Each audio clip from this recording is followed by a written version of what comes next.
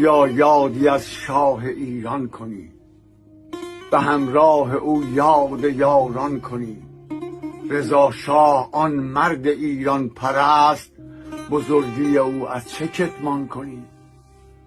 بزرگی او از چه کتمان کنیم؟ چو خواهی که ایران شود جاودان، نکن نام نیک بزرگان نهان. ادیبان و اهل خرد را ستای، وزیران و شاهان و فرماندهان. چو غفلت نمودیم از ایشان ببین، چه آمد سر خاک ایران زمین.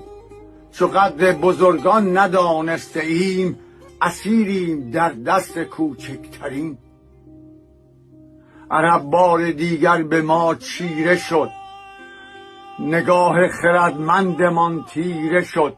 چه کردیم با خویش از روی جهل، که چشم مصیبت به ما خیره شد.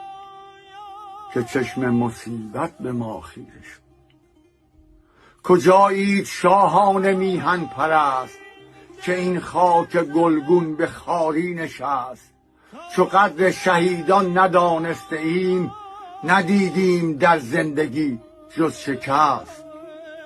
وطن دوستی چون که تحقیر شد، وطن نزد دشمن زمینگیر شد.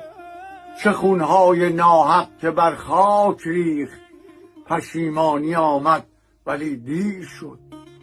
پشیمانی آمد ولی دیر شد.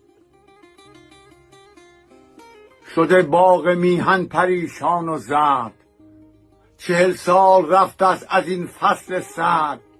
بیا هموطن تا بسازیم باز، وطن را به همت ولو با نبرد.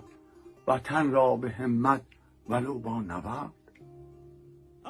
خطا کرد اگر روزگاری پدر، کنون دور تو است ای پسر. بنا کن جهانی در این مرز و بوم، که نامت شود جاودان با ظفر. اگر چند این راه هموار نیست، تو را گرچه دور زمان یار نیست.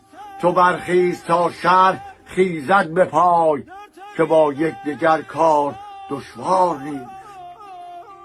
چه دل را پر از عشق و ایمان کنیم، شب تیره را نور باران کنیم. به عشق بزرگان آیندگان، جهان را پر از نام ایران کنیم. جهان را پر از نام ایران کنیم.